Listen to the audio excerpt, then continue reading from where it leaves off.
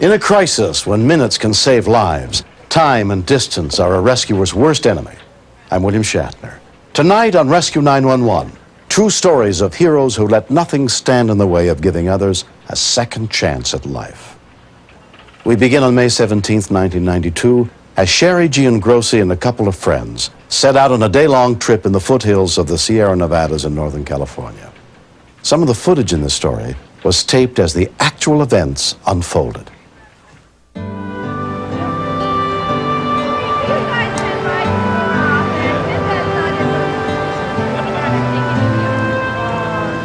Started out that morning at 6 for a ride that we had been looking forward to all week. Oh yeah, Fred and Christina would like it too.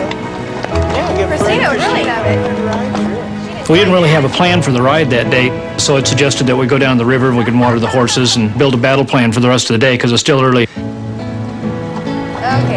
So, down this side here, this way. Sounds good, Jack, so we'll follow you. And the horses were going just fine. They didn't have a problem with the trail. We'd been on trails like that before in the past. But Sherry, Jack Snyder, and another friend had never been on this particular trail before. Real steep, careful. Whoa, hold her right there. It's getting too steep down here. Whoa, whoa, whoa. Easy now.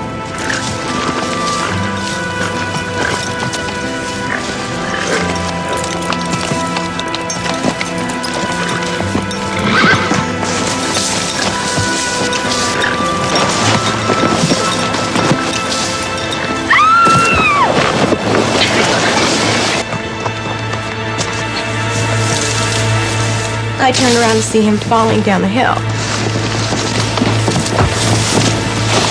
And I couldn't do anything to help him.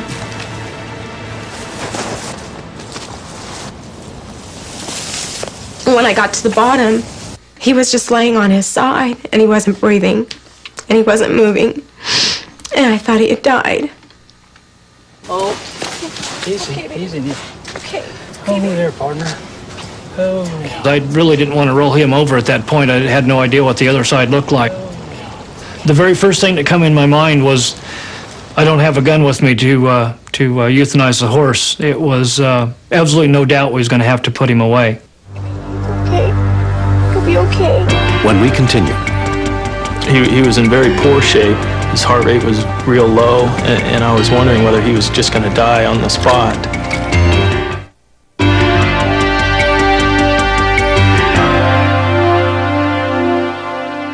when Sherry Giangrossi's horse Sinbad fell 300 feet down the side of a steep canyon, she and her friend Jack Snyder feared the worst.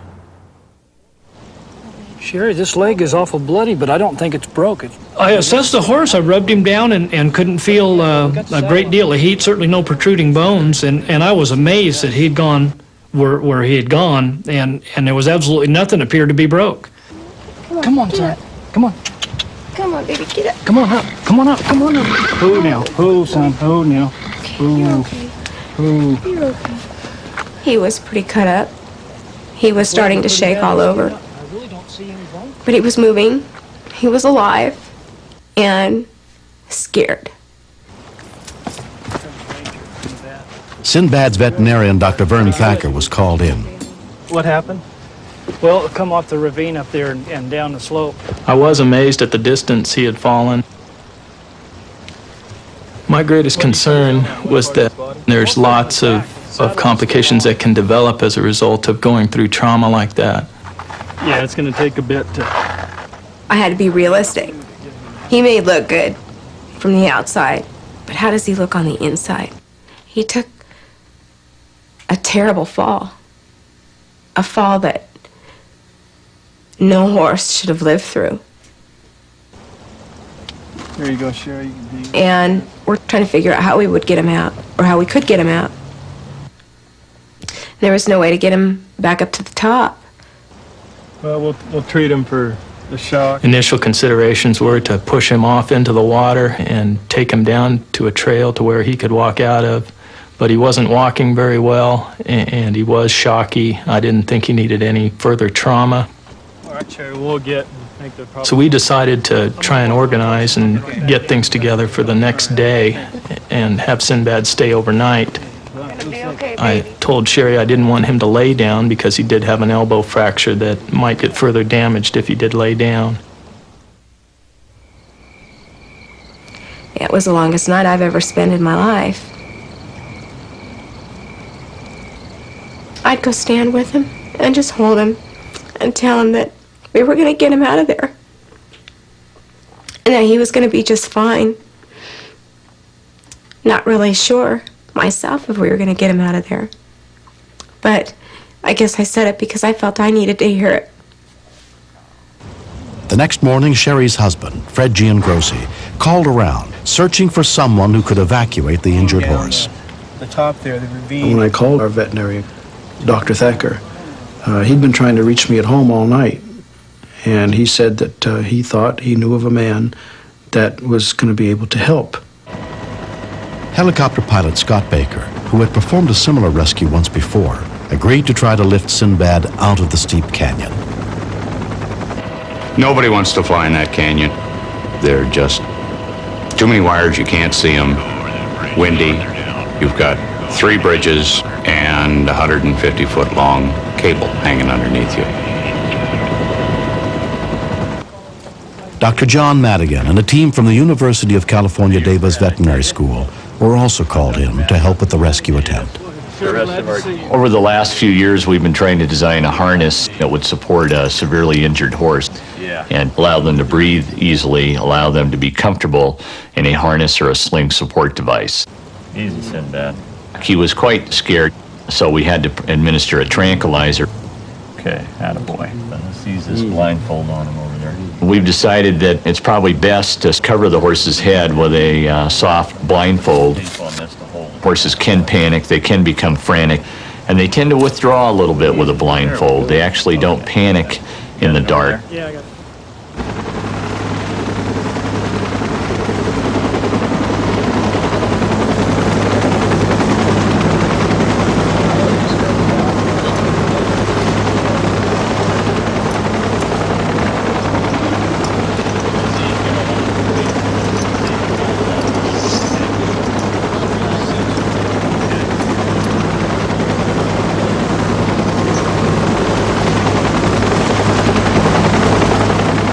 Sinbad started to actually sink and drop down as we were putting the last hooks on, so we were very fortunate with our timing that the peak sedation occurred right at the time we were ready to lift. It was technically an extremely difficult series of things that had to happen. He had to gradually move him away from the bridge and then get over the bridge to fly out.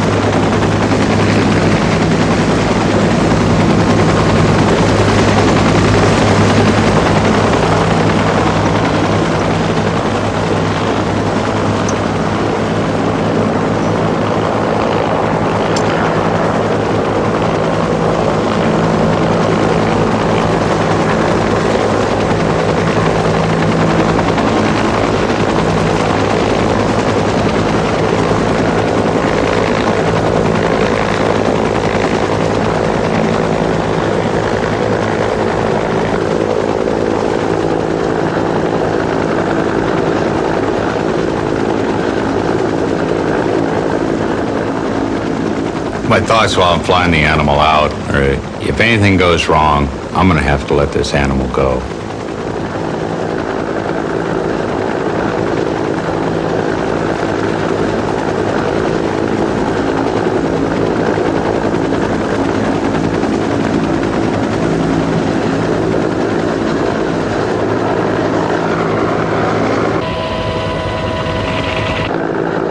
The plan was to fly Sinbad 5 miles to a field next to a ranger station.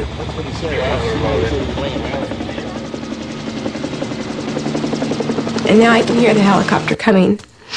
I can't see anything yet. I see this helicopter, but I don't see Sinbad. And then all of a sudden, up over the trees, I see Sinbad hanging at the bottom of this helicopter, and I was just so thankful. that he had made the flight. But we're not out of the woods yet. Now we have to set him down, and we have to bring him back.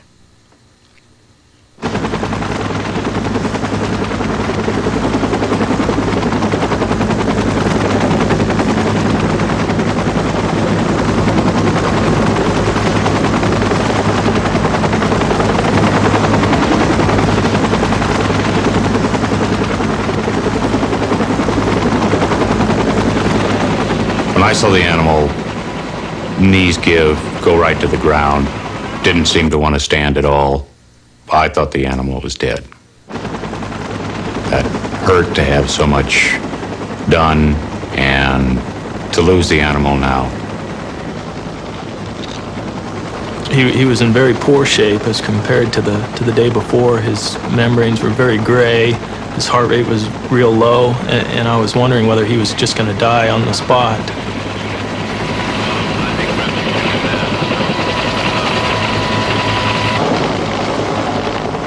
The initial thing I thought to do is to give him the reversal agent that'll counter some of the bad things that happen when you sedate a horse. Easy now. And pretty soon, he started to roll his eyes. And his color started coming back. And he started moving. Come on, son. Come on up. Come on, stand up. Baby. Come on, baby. Come on up. Come on up. Come on up. There you go. Oh, now. He was standing. Oh, good boy. And it was an exhilarating I don't feeling. believe it, but he don't look too bad. I don't know what the prognosis is going to be for him, but he's going to be back home. And he's made it through something that this was a total miracle. 3 months later, Sinbad continues to recover from the fractured elbow he suffered in the fall. Sherry looks forward to a day when she may be able to ride him again. The people that helped rescue Sinbad, there is a lot of heartfelt things for them. Because if it wasn't for what they did, I wouldn't have him. Oh, yeah, what a good boy. Just for Sinbad, a little no-name horse that to most people probably isn't worth anything, but is my family.